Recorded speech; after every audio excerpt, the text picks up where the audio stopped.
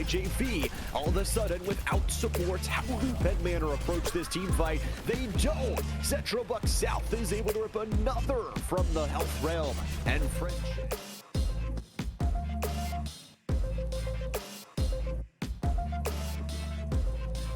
Page Ogre, he's still alive. He finally falls to do. And indie music still on that rampage. Gets another form and still.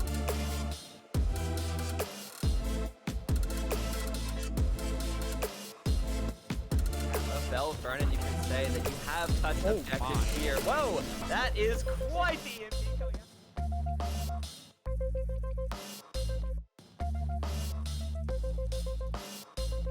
How much are you really going to get from this touch? I mean, maybe even a camp, I guess. Yeah, it looks as though Westmont Hilltop not really concerned with that touch here, as you do have Tony going ahead with that blade, cleaning up.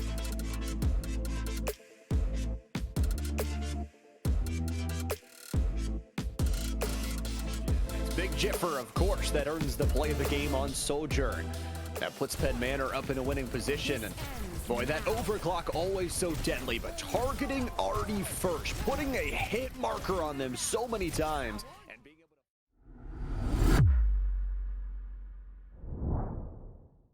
to... You have more important things in life to think about than your internet. At BreezeLine, we propel life forward with home internet so reliable, you don't have to think about it. With a team that goes above and beyond. Fiber-powered speeds up to 1 gig. And 99.9% reliability at any hour. In any room. You won't have to think about your internet again. Go to breezeline.com for internet that propels life forward.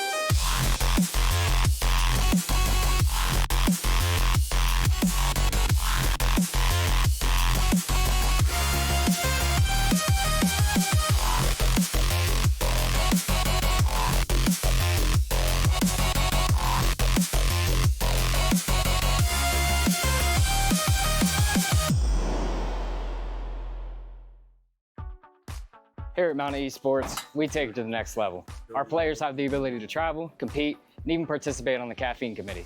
Check out the Insta to see what's new with Mountain Esports today.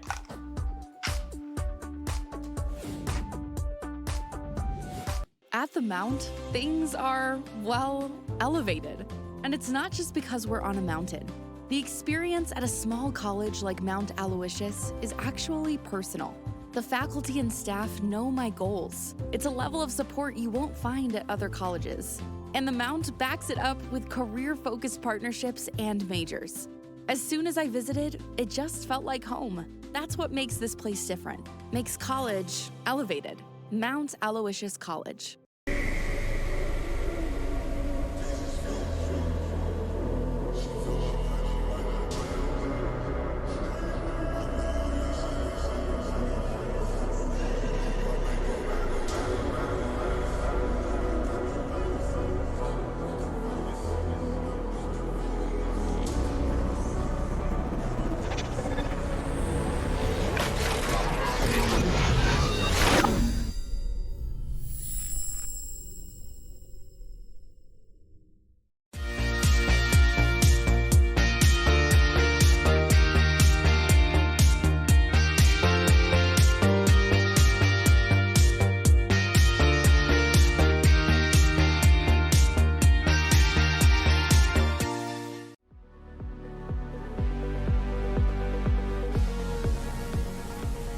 I'm playing most colleges that I recognize just by name, by color, just by their team name, so it's fun to play colleges that you know. That creates a decent vibe for everybody.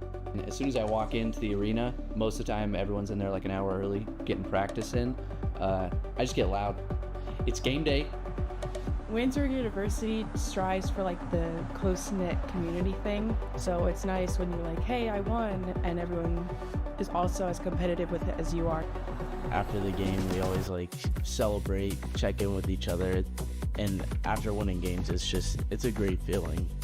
If we can joke around in the intense moments and in the fun moments, like if we can carry that energy through, then it usually helps us win. Outside of the team, you're also sitting next to the same 50-60 students every night, and it's fun just to do something cool and clutch and turn around and see 3 or 4 people watching you ready to clap you on. We're always stoked to compete because we always know Waynesburg's going to win.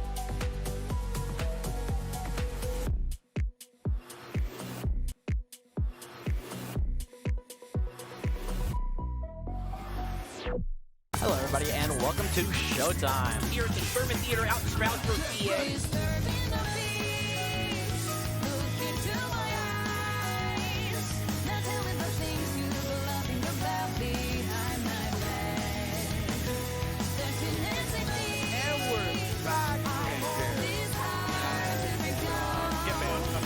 We put on a show, baby. We put it on.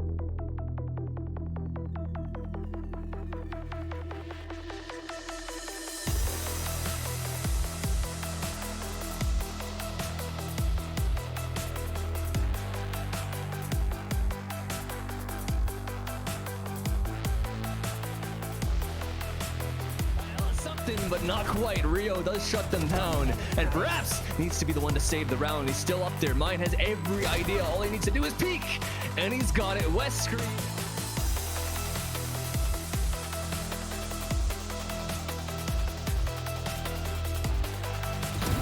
You're done. One enemy remaining.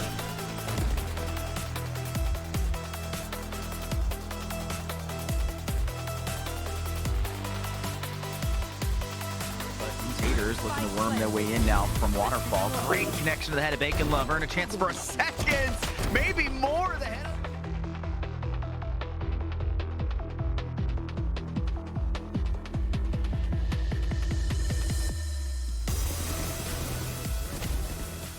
Fight down A. One enemy remaining. Watch your eyes!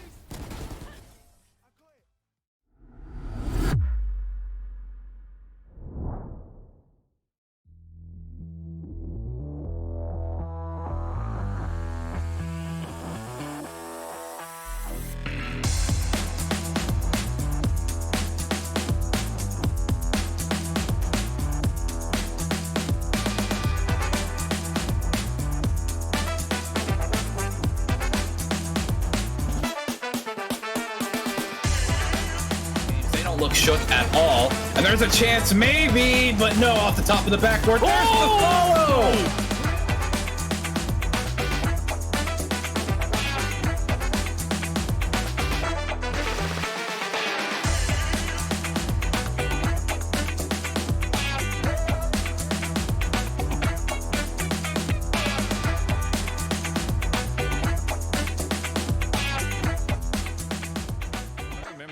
I saw Shadows last semester, and they definitely were one of those players that was a big player to watch.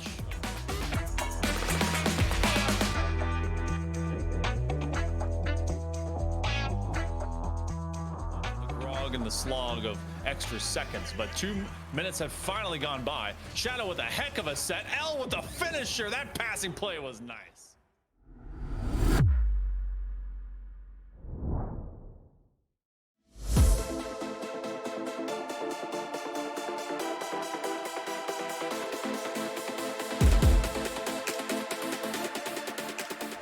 The bomb as soon as they demech. This might be the chance they need. Clancy, the long-range shot takes him down. Quickster's got another on to IJV. All of a sudden, without supports, how do Pen Manor approach this team fight? They don't. Central Buck South is able to rip another from the health realm. And French.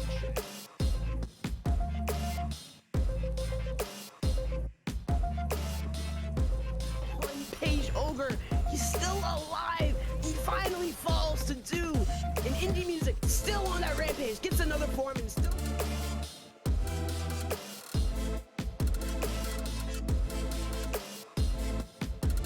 Bell Vernon, you can say that you have touched objectives here. Whoa, that is quite the EMP coming out.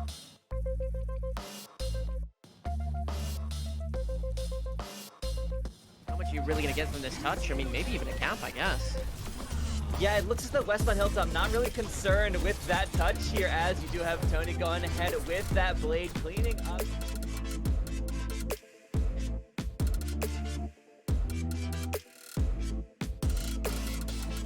Big Jiffer, of course, that earns the play of the game on Sojourn. That puts Pen Manor up in a winning position. And boy, that overclock always so deadly, but targeting already first, putting a hit marker on them so many times. And being able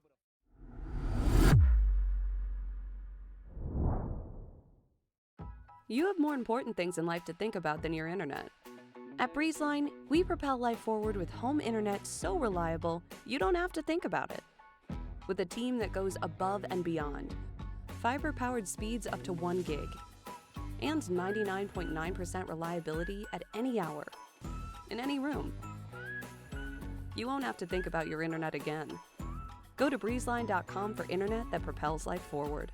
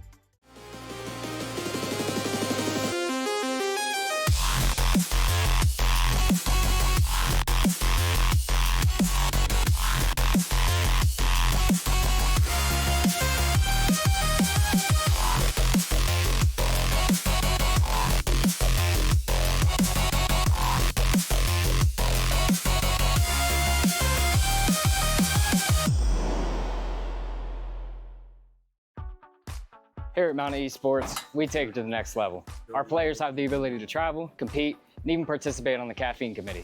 Check out the Insta to see what's new with Mountain Esports today.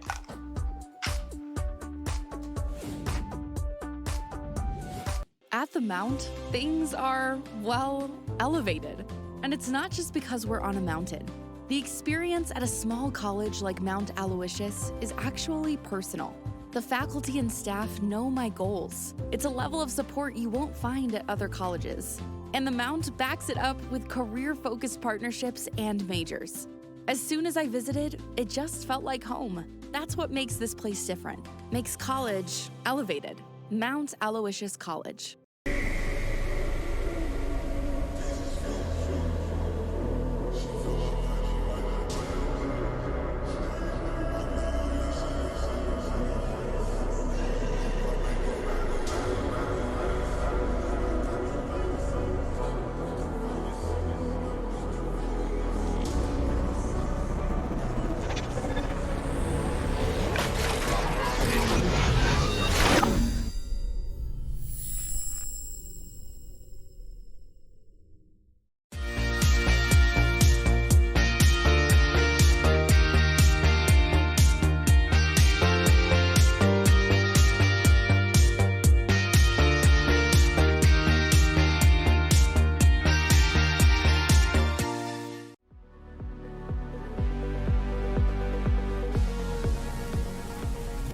I'm playing most colleges that I recognize just by name, by color, just by their team name, so it's fun to play colleges that you know. That creates a decent vibe for everybody.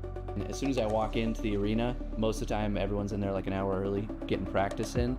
I just get loud. It's game day. Waynesburg University strives for like the close-knit community thing, so it's nice when you're like, hey, I won, and everyone is also as competitive with it as you are. After the game, we always like celebrate, check in with each other, and after winning games, it's a great feeling. If we can joke around in the intense moments and in the fun moments, like if we can carry that energy through, then it usually helps us win.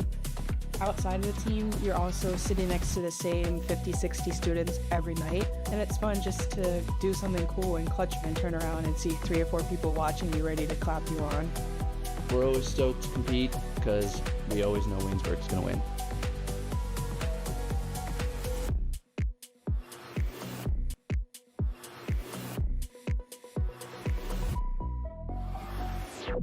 Hello, everybody, and welcome to Showtime. Here at the Sherman Theater out in Stroudsburg, PA.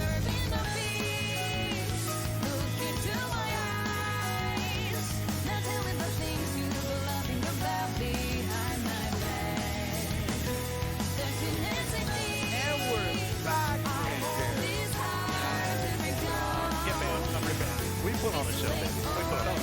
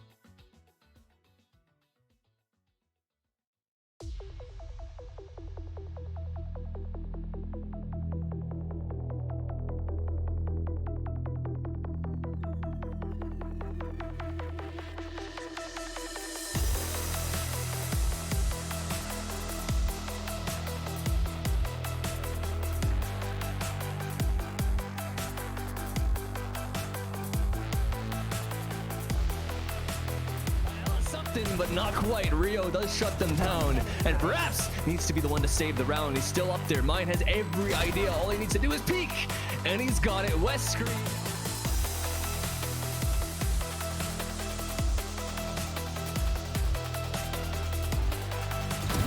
You're done. One enemy remaining.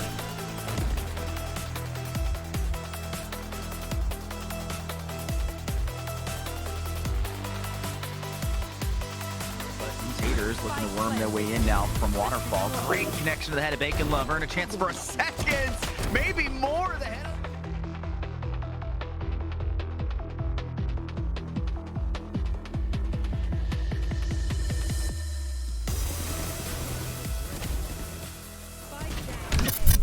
One enemy remaining. And welcome back, everybody. Another day, another slay. We have some more PIEA action coming your way here. We have 2 matches on deck. First and foremost, we have Elizabethtown area up against Bangor area here for the playoffs of PIEA. Gonna be a good one. First to 3, best of 5 territory for both of our matches lined up for today. Yeah, Elizabethtown and Bangor, you talked about it, our first matchup. The next one here, both of these best of 5. Forest Hills, they've been a staple of TEC and PIEA for a very long time, taking on Mount Pleasant. So top 4 seeds in all of our games here today. It should be some close competitive action. It is a best of 5 as well, so a little bit of extra games here to be played. And honestly, I'm excited. It's been a long time since I've been in the booth for some Marvel Rivals, so I'm ready to hop on the shoulders and let Mott carry me through this one. Well, you're gonna be very pleasantly surprised with what's really been really handling the meta right now. Again, you have some characters like Emma Frost, for example, who has kind of just been a menace since her release date. You have Angela, who came out also a little bit earlier on, as well as Gambit, being the newly released hero as of last month, over 2 weeks. So that means that he should be legal in the playoffs here, as there is a 2-week barrier for new heroes to be playable in our tournament series. And as you can hear from that music from the ban phase, you know we're going to go over to Krakoa. We have universal bans online here, so it's going, or sorry, Ignite bans going online here, so they're going to be targeted bans. This ban is for that person, but not for this team, and vice versa. Turning things off strong, first ban on both sides coming down in the next couple of seconds. Yeah, you know, Emma Frost, I think, has been a staple, like you had mentioned, since she came out. Somebody who's incredibly powerful, difficult to deal with. Just the whole toolkit is a phenomenal one that can be used so versatilely in many different maps. And so it doesn't surprise me that we see a potential Emma Frost up there as well. But we do see these bans coming in here now as well. And we're going to see that save come in. It looks like the Loki here for the side of Banger.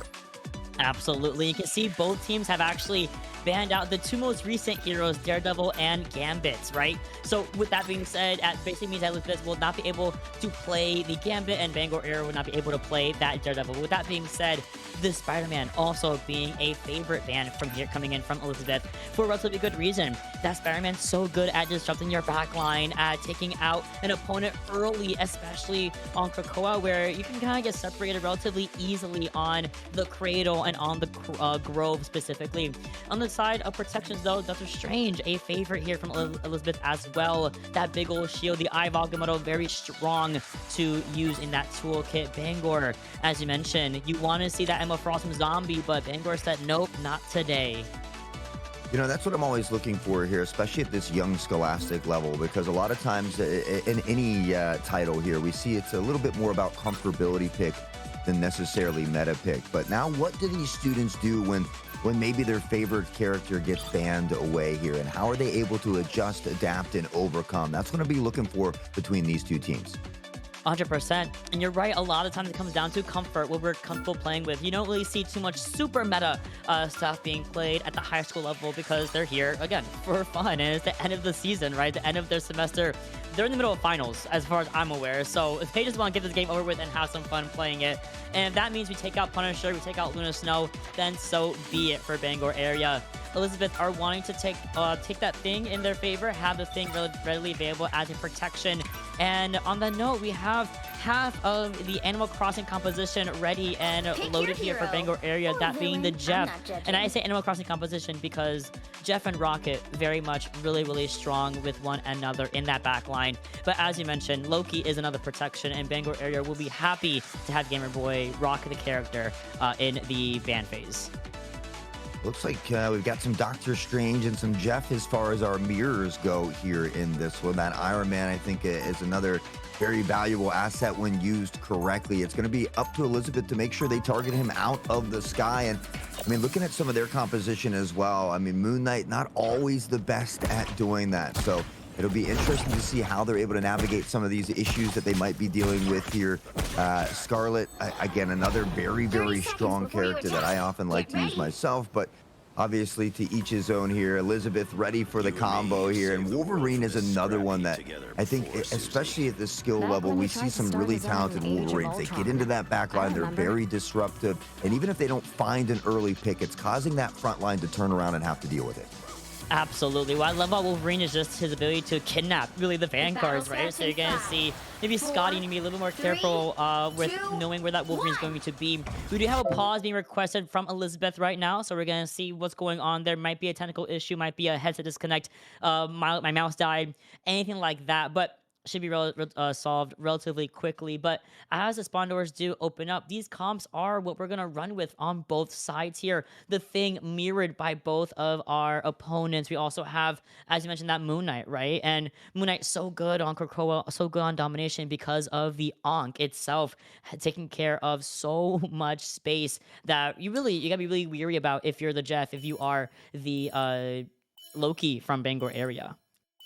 Yeah, I don't know what it is, but whenever I play my pug matches, it seems like nobody ever targets the Ankh or those, whatever it might be around the map here. And so going to be very important to recognize that as well, positioning big for Moon Knight. And another character that honestly I fell in love with very early. I love the series there. But back to the matter at hand, the point going to unlock here in 10 seconds. They're going to waste no time getting into the slugfest, though. No, they're not. You can see Commander Ray setting up that on in the entryway, making sure Bangor area cannot walk in without a lot of that spam damage output. They do a trade off of the Vanguards though. Silence and 3v6 both taken out early, so you're down a shield here, you're down a thing, but Lumber Shooter is not afraid of just going straight into the fray, getting these haymakers and plaguing really the opposition and forcing them back into their own spawn area. Even more so, some stagger kills on the Loki and the Scarlet Witch will be given in favor of Elizabeth.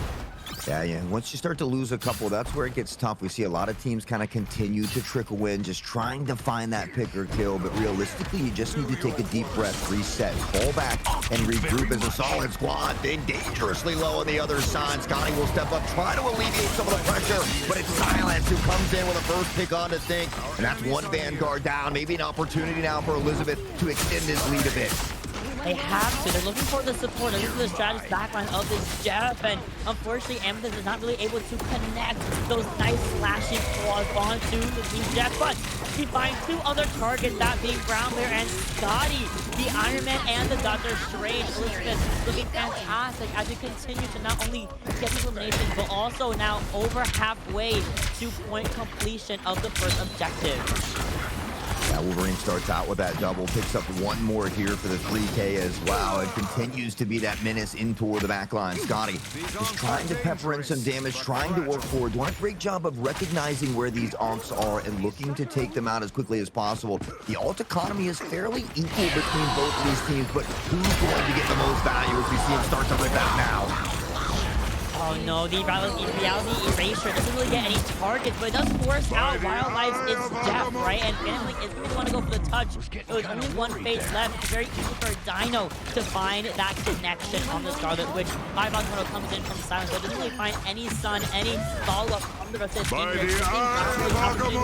Continue to walk in here. Commander not able to shift out fast enough with the glide. Moto Scotty was big value here for Bangor area.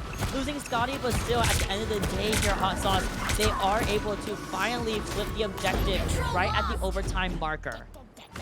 Yeah, that's the scary thing, though. It's already up to 99% for Elizabeth. They just have to win one more battle, which means they can go ahead and save up 3 or 4 of these ultimates, which they do already have 3, and potentially look to win one of these battles. Banger, though, has done an equally as good job of doing this ult economy management here. They've still got 4 on deck and ready to flex, and now we see Elizabeth once more knocking at the net.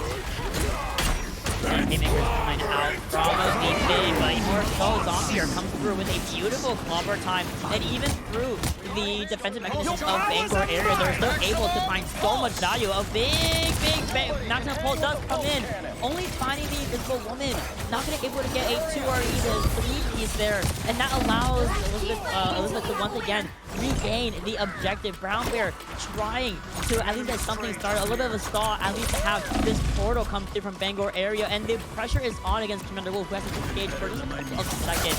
But as he disengage, there is a re-engagement from Amethyst, taking care of the Doctor Strange. Clobber time comes through the portal from 3v6, but there's no consistent follow-up from Bangor area. They're just getting way too out-damaged by Elizabeth, and they stabilize long enough to control the first objective of Krakoa, that being, of course, the Carousel. We move over to the Grove for round 2.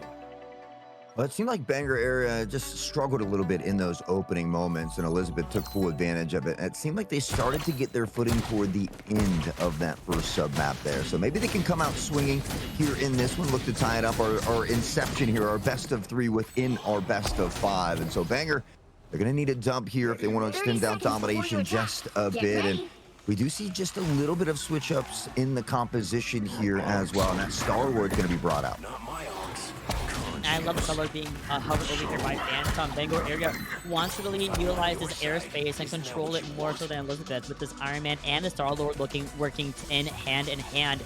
And of course, this point is one of the best places to play that kind of aerial game plan. Elizabeth, on the other hand, they're going to be repping the same composition, also having the Ivagamotto and the HF in the back pocket. So all we gotta do is they're actually going to go for it really portal from the silence. I mean, you might as well chop down its Jeff. It's over for Bangor. They're not able to scout this fast enough. We'll see if they can make this plan work to a T here. It's taking quite a bit of time, but Silence just hold. Hold, and we are waiting impatiently here, 7 seconds until this unlocks. And now we're finally going to see the explosion here from Wolverine. He's looking for a target, and he's found Jeff. He has been on Jeff's tail fin for the majority of this series already, and he's continuing to chase him down as Silence finds a 2K. Beautiful. Just waiting to get the IVOG model online and making sure it was going to be used during the portal was very good from Silence. They kind of kept Bangor area in a little bit of a limbo zone, right? They didn't know where it was going to come, where it was going to go. We also see Wildlife coming through with the It's Jeff and really staggering out this elimination onto Phantom Link. Thankfully holding on to the Galactic Legend in the meantime, but they're going to start with a very clean around 20% here for Elizabeth. Yeah, I mean, they're just so good at exploding onto the point, capturing it quickly and beginning to pad that percentage. So we see Wolverine, maybe got his eye on that Iron Man up in the sky. But again, for Banger, they're staggering in just a little bit. We see Thing die before the rest of the group gets here. So now you're down at Vanguard. You really need to try to take that full 6v6 fight. And so now stuck at this tiny little choke point, they're trying to pressure through the corridor. They're trying to break that shield over the face to allow us to maximum pull the most value as possible. But as they stall, there's a clobber from that finds 2 stunned out. And suddenly, Zombie or Shooter finds another 2 piece in his favor. We are going to be ripping the Galactic Legend anyway, gets at least 1 onto Commander Wolf, but everyone else has basically retreated away from the sightline of the Star-Lord, only allowing Family to get only 1 measly elimination before eventually going back over to the spawn room with his brethren. And Elizabethtown just doing a great job again at this ult management. We see still 3 on deck. Jeff is very close. We'll get his on board here as well. And they've just done a great job of controlling the pace, the tempo here on domination. And again, around the horn we go, trying to chase down some of the support. Wolverine able to cut him off. Thing goes down. Iron Man goes down as well. And for Bangor, the domino effect seems to be in full effect here. Oh no!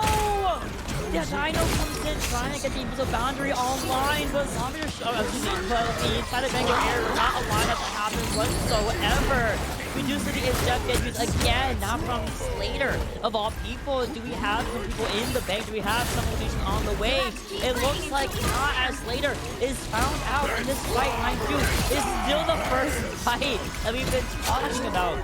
Only now we are able to get an overtime fight in the favor of Elizabeth. They do see the Ivon to get ripped open by Scotty, but a more impactful one comes in from Silence, and we walk in from the spawn area with, of course, the invisible boundary from Gamer Boy. But with 5 people kind of crowding around this invisible woman, he cannot stay alive any longer, and Elizabeth somehow, some way, decide to stabilize that entire fight in their favor and get the win on the Grove. I mean, they really just control the hill in both of these sub-maps here. And I mean, you know, we always talk about it, kind of similar in Overwatch, right? You know, some people are just better at those payload styles. And so that, for me, that is the case. I prefer that method, that mode. And so maybe Banger will have a little bit better of an opportunity going forward. Typically, that loser does select where we're headed next. And so I assume that's the same in these playoff rules as well. Banger may be getting to opt to go somewhere they're a little bit more comfortable on. Yeah, I agree with you. A lot of teams really do struggle on the dominations type of maps, like Krakoa, for example, Hell's Heaven, and what have you. As we go into Convoy and Convergence, this is kind of where a lot of teams start to open up a lot more. And I think this Iron Man and Star-Lord composition from the side of Bangor might have a lot more leeway, especially if we're able to siphon ourselves to a Central Park or a Midtown for Convergence and Convoy, respectively, right? That allows that Iron Man to get so much free value in that airspace, being able to crowd around big buildings and long sight lines to stay safe away from the throes of Elizabeth's composition. But on that note, Elizabeth, I mean, really running a composition that works on anywhere. It works on Convoy, it works on Convergence, it works on Domination, and we've seen them, you know, swap things around and had that flexibility to really address anywhere that their opponent wants to take them.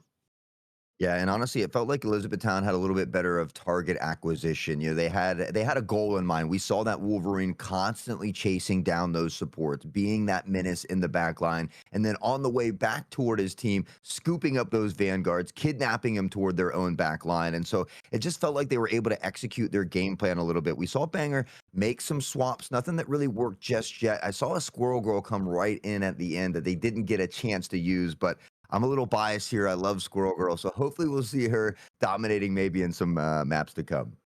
Oh, she has her really good maps as well that she can be played on. Very niche maps, right? Very niche job that she does fulfill. That being, she's a great spammer in those nice long sight lines. And as I said, I mentioned Central Park and Midtown, two maps that she kind of just runs rampant. She runs circles. She spams down that nice sight line. She gets the ultimate super fast. And then guess what? You're in this little hallway against Tito's friends.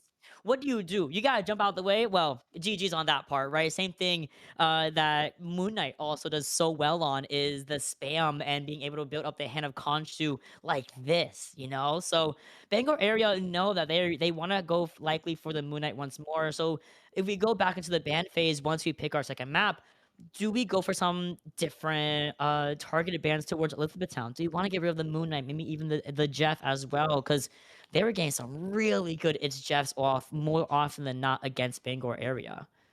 Yeah, it's tough because I felt like Elizabeth played so well that you want to consider banning almost every character they were using, including that Wolverine. I mean, I don't know how many 2 and 3Ks we've seen some multi kills coming in from that Wolverine. And so in my mind, I struggle to deal with Wolverines sometimes, especially ones that are very, very good. And so I would considering banning that Wolverine away, but Elizabethtown, the #1 seed for a reason. You have to believe that they probably got a long list in that repertoire of characters that they're comfortable using. Absolutely. And, you know, at this level, right, they are the first seed, as you mentioned. They have, at this point, to be able to not only flex in their own role, but also be able to flex to other roles. We always sometimes see our duelists go over to Vanguard, Vanguards go to Strategist, Strategists go over to Vanguard. We see so much flexibility in these levels of Overwatch, excuse me, of Marvel Rivals, right? You go from the high school level over to the pro level, and it's really cool that you're able to not be so role locked and not be almost helpless, right? If you're feeling okay, I'm not doing that good on support, but I can't even go duelist. Well, this you can in rivals. That's the really cool part about it. So as teams are deliberating, I do think that it is worth it to start to go for some more targeted bans against Elizabethtown if Bangor wants a little bit of a chance of a game 2 1-to-1 scenario. Yeah, because for me, I feel like Elizabethtown at the moment doesn't have to change anything. They won both of these pretty decisively, and it didn't seem like they struggled at any point. Like there was really no issues for them. So for me, it's up to Bangor to make these changes happen. It's up to them to make these adjustments on the fly, to come out swinging, to answer back and look to tie the series up 1-1. Because if they allow Elizabethtown to get into that driver's seat, to get that 2-0 cushion, it very well could be a short day for them. Yeah, it could be. I mean, again, we have another match happening in about 30 minutes, right? Or it's scheduled to start about 30 minutes, but you know, they'll wait for us. They love us like that. So we will say we have, Convergence will be the next pick here. And that should be Central Park, right? That should be where we're going next here for Convergence. So with that being said, this is where I was talking about Central Park is very, very popular as a convergence pick because the other options are like, they're not as widely favored in as Central Park usually is. Well, to Central Park we will go. And this is, again, I love the convoys. I love the convergence here. And so you get a little bit of that domination style where you have to unlock this payload initially.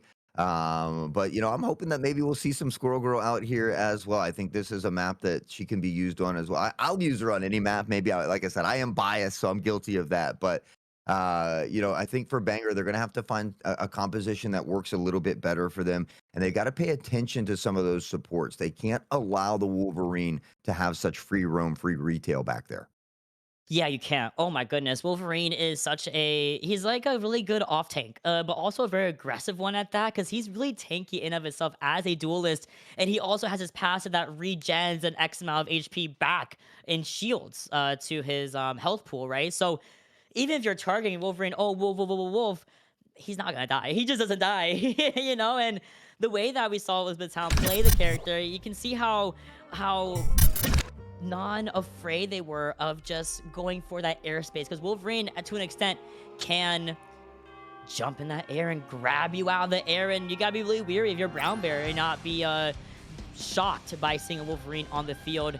As you can see, Convergence is our next pick. We are gonna go to Central Park, and off rip, they're going to be banning out that Daredevil, and Bangor say, well, I don't want to deal with Moon Knight on Central Park. And you know what? For good reason, I can't even blame them.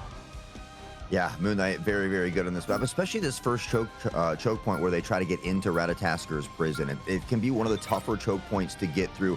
A lot of times we see teams stall out almost all of their time before unlocking that payload. So I think Moon Knight, a great ban. We see Luna being saved this time for a 3v6, who was that thing in the previous one. You talked about switching not just characters, but roles as well. We're going to get to see a little bit of that firsthand. Yeah, I love seeing that flexibility, that kind of awareness, that mental awareness to be able to flip role to role, because the requirements per role are so different sometimes. Between a strategist and a vanguard especially, you're going from the front all the way to the back and vice versa, right? So with that being said, Luna Snow protected the thing, once again protected for Elizabeth, and for good reason. I mean, they were popping off with Zombie or Shooter on the character. Doctor Strange and Wolverine will not be making a reappearance, unfortunately, for Elizabeth, as Bangor area will ban them out entirely. So our hypothesis of going for these targeted bans is working, or at least for now in the ban phase for Bangor. This should give them a little bit of an advantage going into the attack phase of Central Park.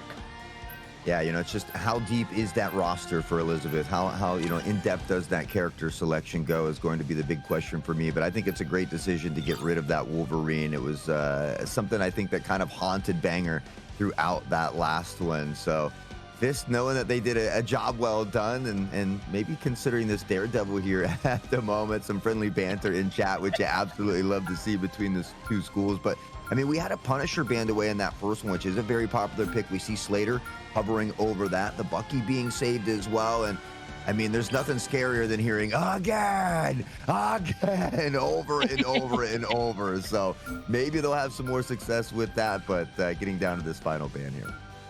And seeing a final ban, Bangor actually forgo it 100%. They don't really need another ban here against Elizabeth. They're just kind of confident, or they're confident with their three, of the Wolverine, Strange, and the Moon Knight. They're going to be opting to make sure they're able to play this Luna and, of course, the Invisible Man at the same exact time. Penny Parker also a ban I do want to touch on really quickly. Elizabeth being the defenders here first. They don't want to deal with the Penny Mines and also the possibility of that Rocket Raccoon team up with the character, right? So that gives her that extra nest. And trying to break through the fence, you have all these little penny nests surrounding the objective. Yeah, GG's. I don't want to deal with that either. I can't really blame them at the exact same time. And with that being said, Elizabeth having the Daredevil back in the hot seat. Amethyst having said in the chat, listen, I don't just play Wolverine. I play a whole lot of duelists. A whole lot of duelists, and we're going to get to see a little bit more of that here as well. Banger, Scotty now onto the Hulk, which I believe was on that Doctor Strange. We saw that get banned away, I believe, as well. But Zombie comfortable on the thing. We've seen that before as well, and it looks like we might get to see a Gambit out here in action. To take you out. Can't wait to see him. He's so strong, especially when you know that Bangor area wants to play the Invisible Man as a protection. Daredevil can see right through her invisibility, right? So Gamerboy 2009 might think he's safe, but in reality, buddy, you might be the #1 target for Amethyst going into this next engagement, this next round. And open doors are now opening and starting off really strong. I love the root and the pull here from Bangor area, and this should be a really good opener here. The wall is so good at protecting these guys, but you can see Elizabeth are breaking through those defenses and really going straight into their spawn area, piling around this cut area in the first part of the map. Yeah, and I like the idea. I mean, we saw Groot wall off two of the members, kind of separate the pack. Unfortunately, those two members did a ton of damage, immediately taking them out. So back to the drawing board once more, and really just having trouble pressuring through this hunt. A lot of times we see teams play back just a little bit further, give up a little more space. That is not the case here for Elizabeth, but they do lose thing with a takedown. It could be a little bit of leeway that Bangor needs. But thankfully, Elizabeth were able to find the reversal, right? They get the Groot out of the way. They also get basically one duelist and one strategist out of the game as well. So it's only a 3v6 that, unfortunately, as per 3v6's namesake, they can't take that fight with only 3 of them versus the absolute assault that is Elizabeth. Bangor area are going to continue to actually wall off the Magneto, but Silence barely slips on by. They get Commander Wolf instead as a repercussion in the meantime, but Bangor area are still struggling to break through the initial choke phase. Yeah, already a couple ults on board here for Elizabeth as well, and they're just doing a great job of taking it right to the face here, toe-to-toe, throwing bows, and they continue to do so. Luna Look at it pop out the ult and keep Banger alive as they try to pressure forward. Unfortunately, they've already lost one of their strategists, and now Hawk looking to slam down here. Go to Pound Town as well, but the group ult tries to suck him in, and unfortunately, Jeff right there as well. Banger just struggling to get any footing here. Wildlife tries to go for the spit, and it does connect the Luna. Whoa, my wall, my Luna. Oh, no. It's bleak. It's so bleak. I think that wall did inhibit 3v6 to actually come back from like the little rock area, and he basically makes much his team, and you can see their team, the rest of Elizabeth, really just putting Phantom Link in for a world of hurt. Wow. You know, we saw the Daredevil and the Gambit banned right away instantly in game 1, and now maybe we see why, because Elizabeth certainly getting great use of it here. We do see the Daredevil fall, but it's still a 5v5. Elizabethtown's been able to hold on to this early pressure. I mean, they've given up no space here. Banger, Scotty maybe overextending just a bit. And now down to Baby Bruce. They will fall as well. Thing continues to throw these clobber knockers. I know you said that zombie or shooter was getting a little bit too in there, but he had that clobber time. He went straight in for that jump in. Clobber time down, and supports out of the way. Elizabeth still working with 2 ultimates of Dino and Commander. Now seeing the Gambit now in action from the strategist line of Elizabeth.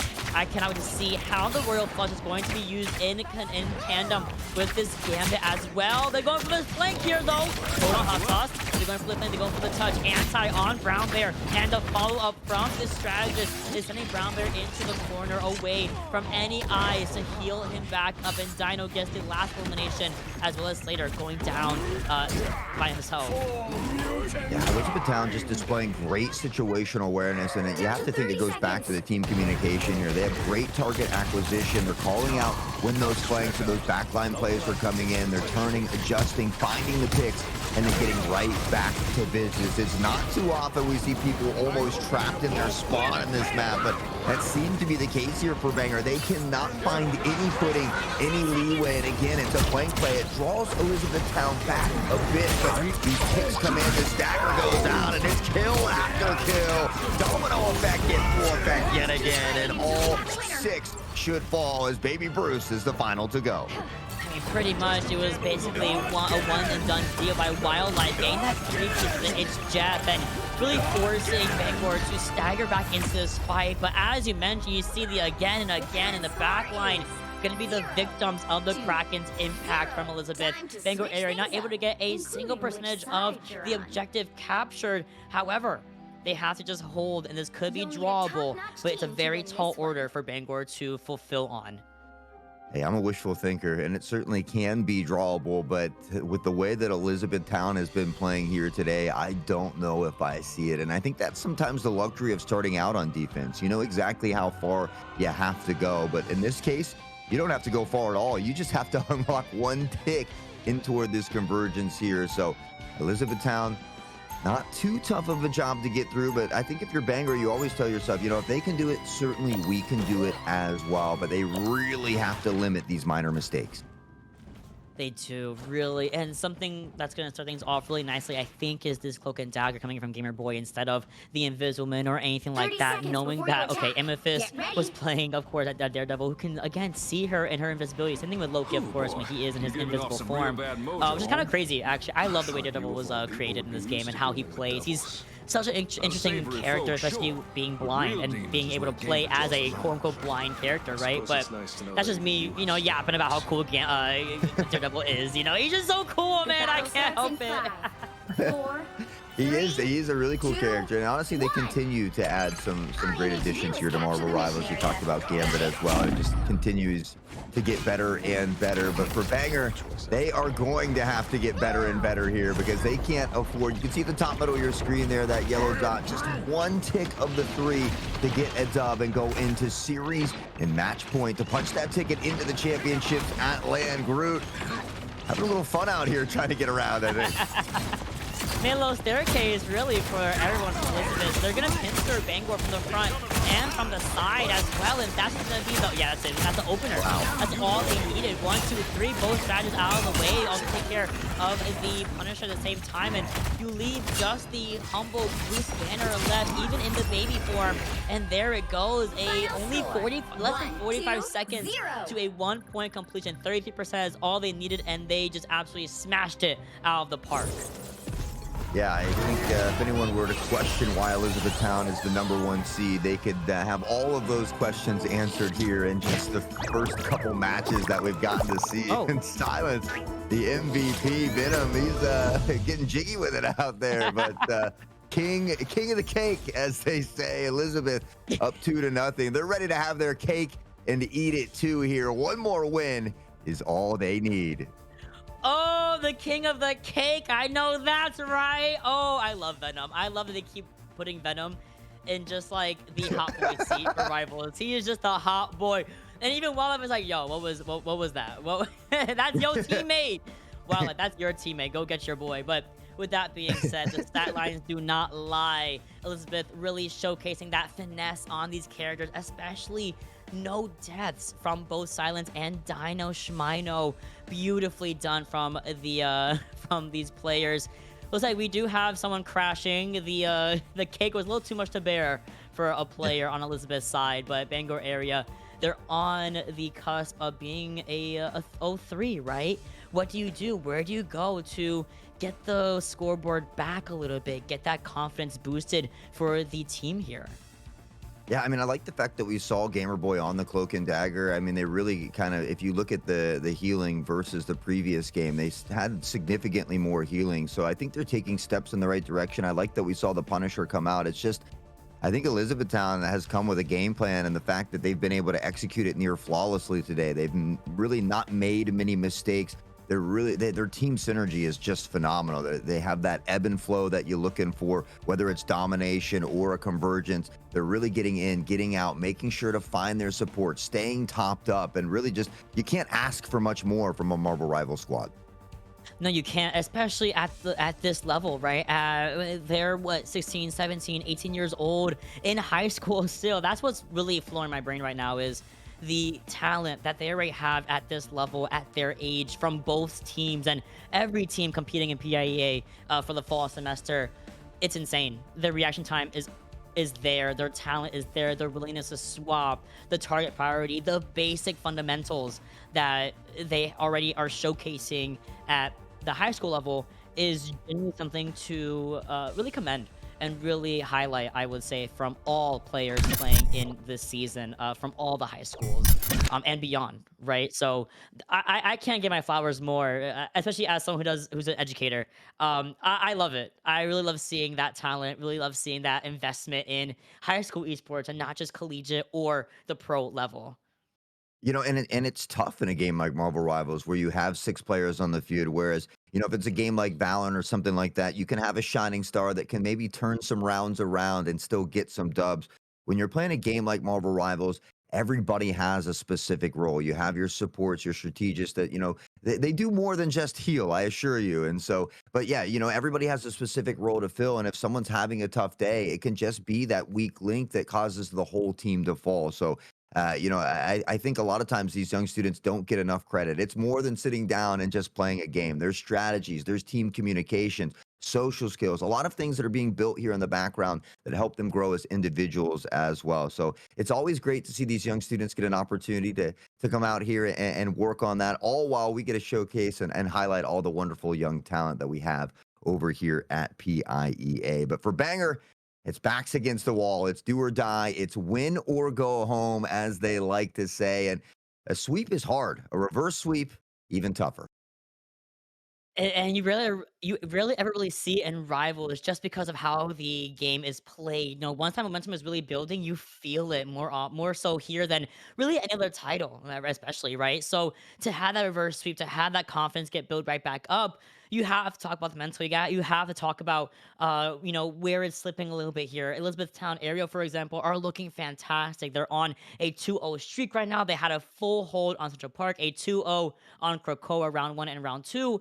they're looking great. And no matter what is thrown at them, whether it's a strange ban, a Moon Knight ban, a Thing ban, and protecting other characters that usually do mitigate their compositions, they're so good at flexing around and playing to their strengths. So Bangor area, once again, in the hot seat, as you said, backs against the wall.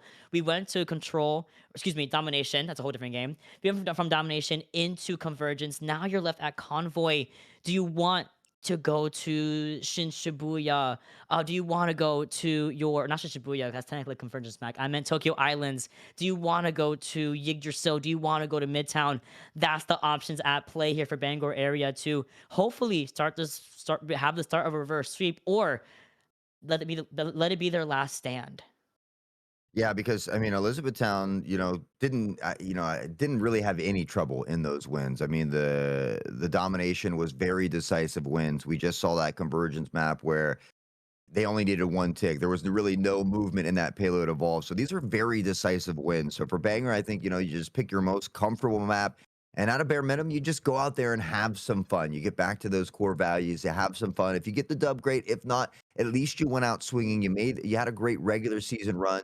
You gave it your best here in the postseason, and certainly put on a cinema for us. So. Oh, 100%. And showcasing a lot of the new characters, what they can do, some compositions, and some really smart plays. I mean, I love Bangor area's plays on Krakoa, and some of them did work. They are able to flip the point. They have shining moments, but Elizabethtown just kind of really the sun in the grand scheme of everything, right? So with that being said, we have our third and possible final map locked and loaded for Elizabethtown area versus Bangor area. We are going over to Yggdrasil's Path, going over to Asgard and see where this payload will be stopped by whomever is defending this point. It's going to be a good one, as always. Yeah, and again, I just with the way that Elizabethtown's been playing and their comp, I have to feel like it does favor them a bit. It'll be interesting to see who starts out on defense versus offense this time as well. Again, I tend to like starting out on defense, as we mentioned, just to know exactly how far you got to go. But we've seen some teams struggle a little bit with this first initial turn here before they get to the Royal Gate, but it's that second checkpoint, I think, that is often the toughest. Even though it is the shortest distance to go, there's a lot of little twisty corridors. You've got the verticality there with the bridges as well, and so there can be some really good holds there on that second checkpoint. But I think for Banger, they are going to have to pull out all the stops in this one. They have to. There's just no ifs, ands, or buts about it. Blood, sweat, and tears must be laid on the floor here of Yggdrasil's Path. And really, where else better to do it, right? So they didn't want to go, I think they didn't want to go Midtown because this concept of Midtown is very, very similar to Central Park in the terms of that long sight line that is kind of you force a bottleneck for your attackers and defenders. And again, you can kind of just roll on with the Groot, the Moon Knight, the Squirrel Bro if you really wanted to, and spam it out, right? But with Yggdrasil, it's a tiny bit more open. With that being said, we're loading into the path, and convoy is of course the mode of choice, and you can see some iterations of where we're gonna go. We have Dino hovering over Rocket Raccoon. We have Amethyst always going a different character, which I love. We're gonna see that Hela also be hovered over, and I love this kind of like the hometown buff from Hela, right? On yourselves of all places. Daredevil mutually banned out. Well, Amethyst considering that Hela, but I saw him typing in chat there, maybe accidentally banning Daredevil when they were trying to swap to that character. So that'll be interesting to see if that was the case there. But Luna does get saved again one more time here. For Elizabeth, I feel like they're comfortable on a lot of different characters, though, and I don't think they're going to have much of an issue in this one. Wildlife hovering over that Loki once more. We've seen him rock the Jeff as well. Commander comfortable on the Bucky and or that Moon Knight. So I just don't think there's enough bans here to really hinder Elizabethtown at this point. Isn't it crazy too? Like you have 3 entire bans and 2 entire protections, and it's like there's like 40 something characters in the game, and it's never going to be enough because there's always something to fulfill. Fulfill what's lacking, right? So on that note, again, we're gonna be seeing that Spider-Man always be a consistent ban for Elizabeth. Bangor area going in for the Jeff ban for the first time. So Wildlife I mean, was already hovering over Loki at the same time, so I'm sure not too displeased to not have to play Jeff here. Emma Frost protected for Elizabeth as well, so they might actually go for a somewhat of a triple Vanguard, triple strategist if they really want to, or go for the classic 2-2-2 full hold here, as again, Elizabeth are the ones that are going to be on the defense once more. So as you said, a little bit easier to figure out where am I going to defend and where I'm going to attack after. They get that protect on Emma Frost, which is a big one. I can really resonate with the Spider-Man ban because, I mean, Spider-Man is another one of those higher skill ceilings. You run into a lot of maybe not so talented Spider-Mans, but as soon as you find one that's halfway decent, so annoying to deal with, so frustrating, both in the game and even mentally at times. And so I definitely resonate with that Spider-Man ban, but we do see Doctor Strange coming out for Silence. They had a lot of success with them in that first series as well. Zombie onto the Emma Frost. Commander back onto the Moon Knight as well. Elizabeth probably very comfortable in their picks. On the other side of things, we've seen Slater do well on that Punisher, so looking to get some more value with that. The Hulk thing can work very great together. Gamer Boy has been doing great on the heels with this Cloak and Dagger as well. So if there ever was a time, it must be now.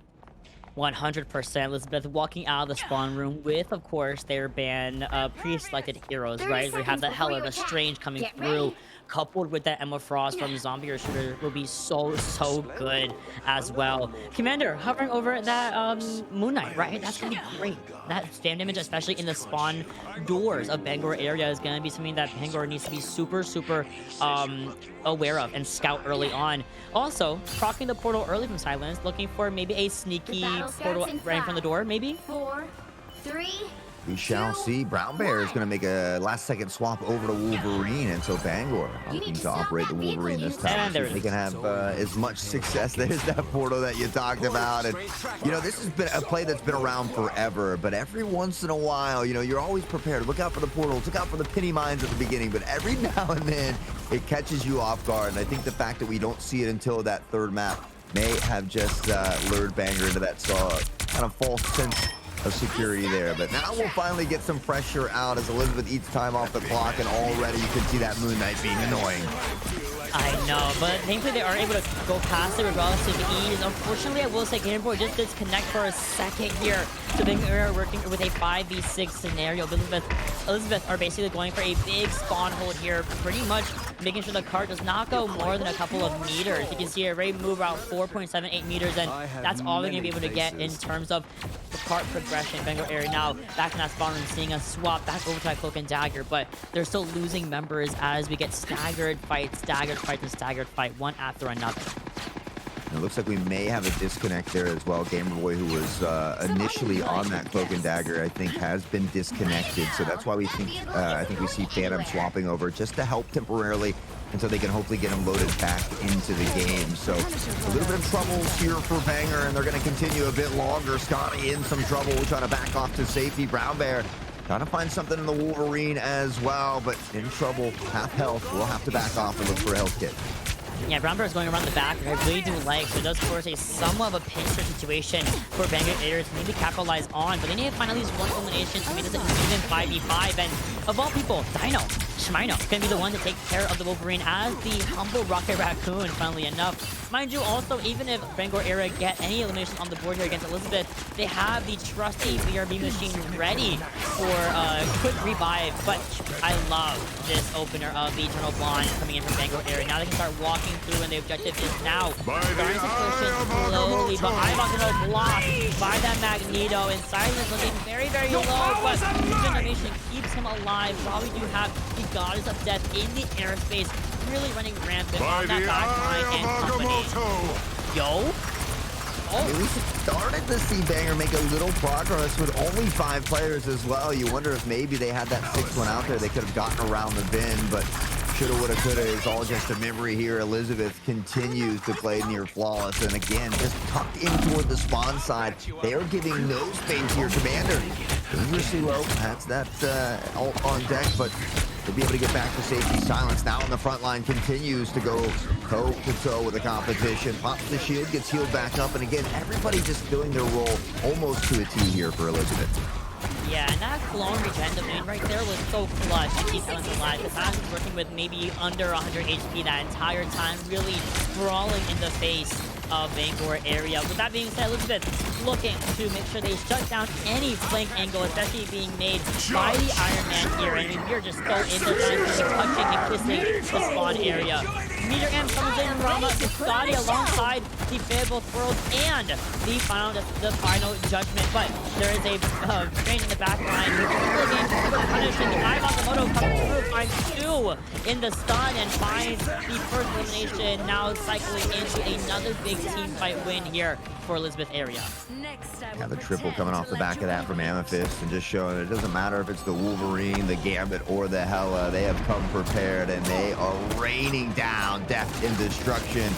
Nobody's safe in the wake here. And well, Elizabeth just continues to do what they've been doing all day, and that's play great Marvel rivals, the rotations, that in and out, their ability to stay topped up, the supports in the back line while supplementing the damage. And now Amethyst will find one on the Brown Bear. Hella, such a good counter for the Iron Man as well. You feel like Banger maybe needs to swap off that.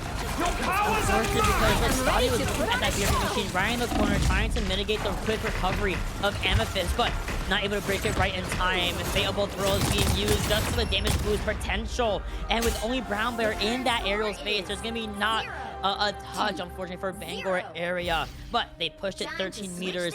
They're trying to get something. They have to go for an insane spawn hold here, basically making sure that Elizabeth do not get it more than 13 meters of progression. But again, very tall order. Gamer Boy has yet to reconnect to the fight here, giving Bangor area a automatic disadvantage of a 5v6 they must play through.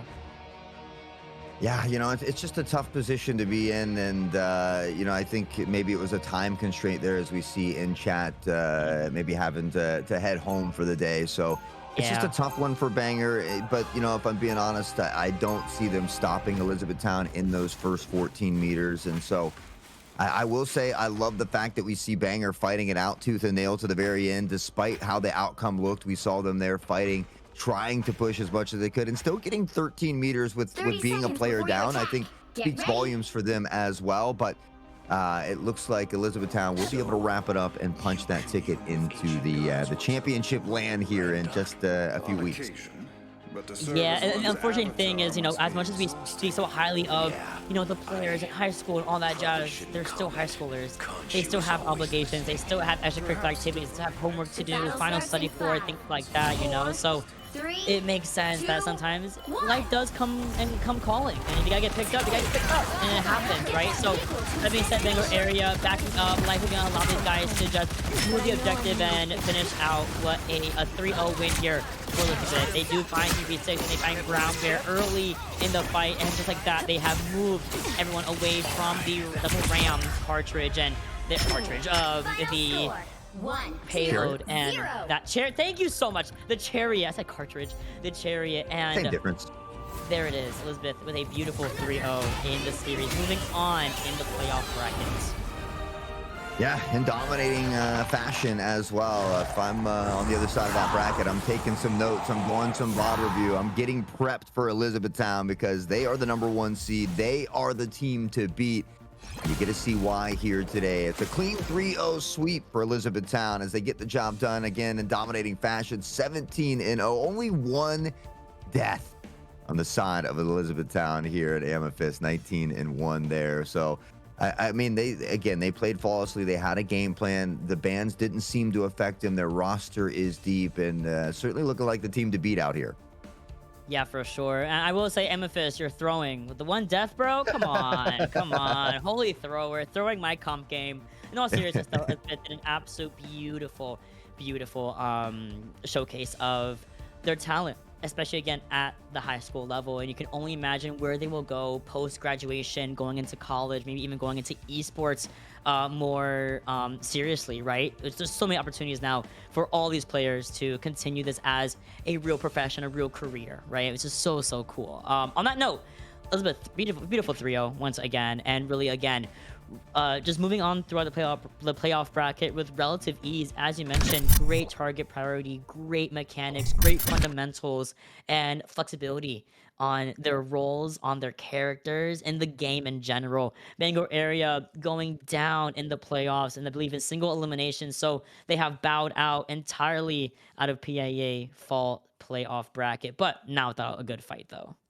Yeah, and there's always next season as well. It's a great time to work on that growth with your teammates. Get in those pub matches while you're at home. Work on that team synergy and just continue to grow. That's often what we see. So we look forward to seeing Bangor back next season as they continue to grow during the offseason. But we give a big GGs to Elizabethtown as they advance forward into that championship. And you're right, it's great to see all these young students getting these great opportunities, the scholarships for that colleges now offer. And I've been lucky enough to be here for so long that I've casted some students in their freshman year, and now I'm casting them for some of our college night out streams. So it's great to see all the opportunities that the young talent does get to further and better themselves. But speaking of more opportunities, we're not done on the day. We've got one more exciting matchup between Forest Hills and Mount Pleasant. But with that being said, that means we need to take a few minutes to get those players loaded into the lobby. It's a great time to stand up, stretch the legs, maybe grab a snack, but don't go too far. When we come back, we've got more Marvel Rivals action.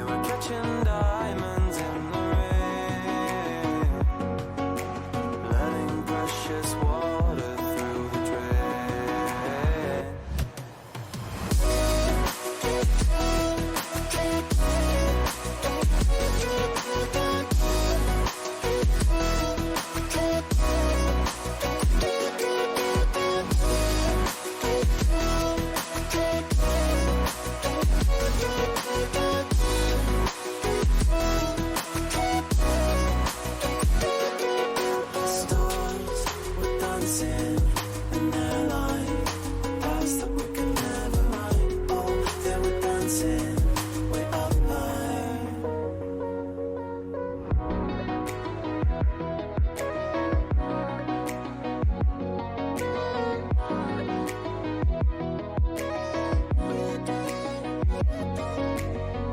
We built these walls so we could find who could prove themselves to the waves of time. We're trying to repent before you sin. It's like giving up before you begin. Stars were dancing in their line, past that we could never run. Oh, they were dancing way up high.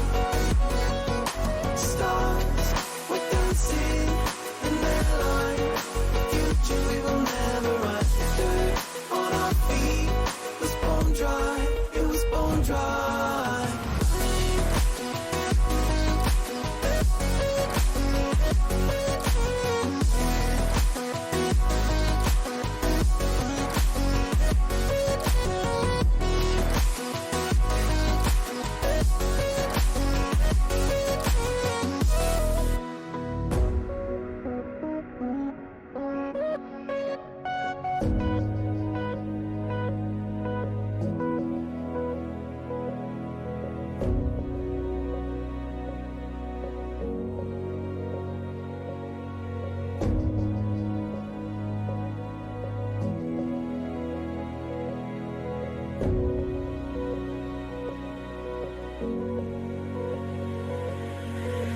Thought another goal is all we needed. Taking second chances till we bleed. And when all the love had been depleted, we had but no choice to concede. As the stars were dancing in their line, past that we could never run. Oh, they were dancing way up high. Stars were dancing in their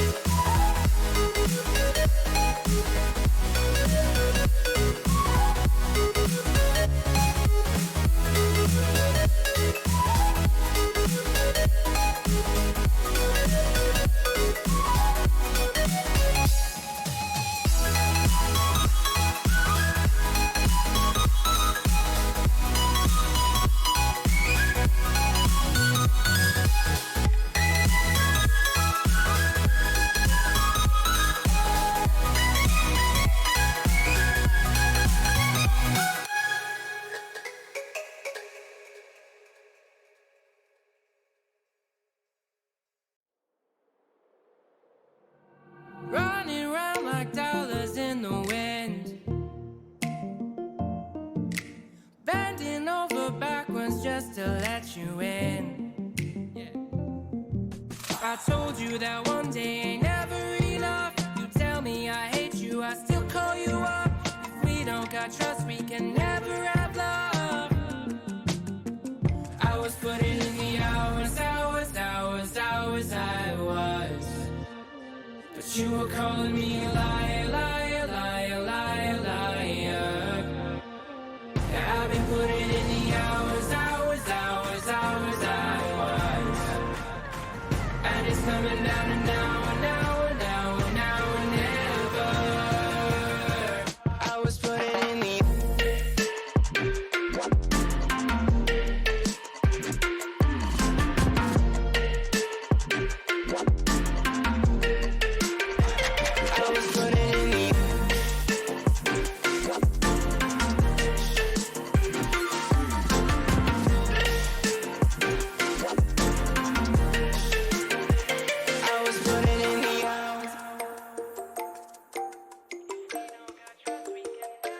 I'm sick of fighting the things that you said. I don't wanna burn all our bridges ahead. I'm tired of going to bed when you left me on red just to turn up the noise in my head. I told you that one day ain't never enough. You tell me I hate you, I still call you up. If we don't got trust, we can never have love. I was putting in the hours, I was. But you were calling me a liar, liar, liar, liar, liar. Yeah, I've been putting in the hours, I was. And it's coming down to now, and never. I was putting in the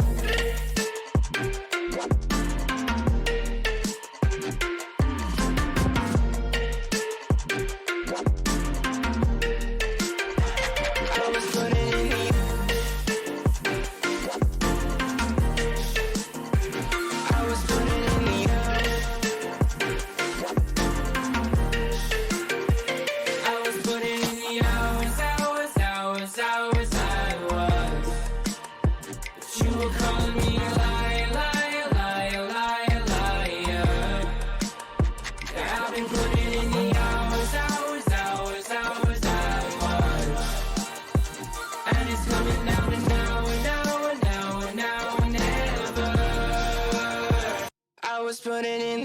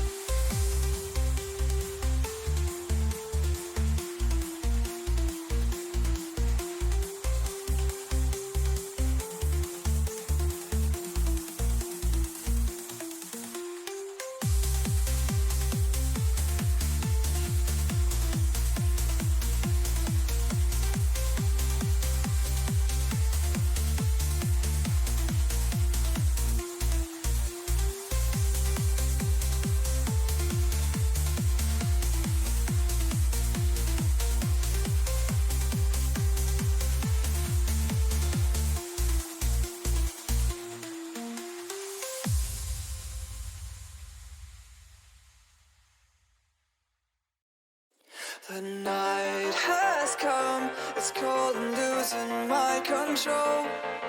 Your light is gone, and lonely darkness fill my soul. I wish that you could save me from my isolation. It's way too complicated. Let's stop this conversation. Let's stop this conversation. We got no relation.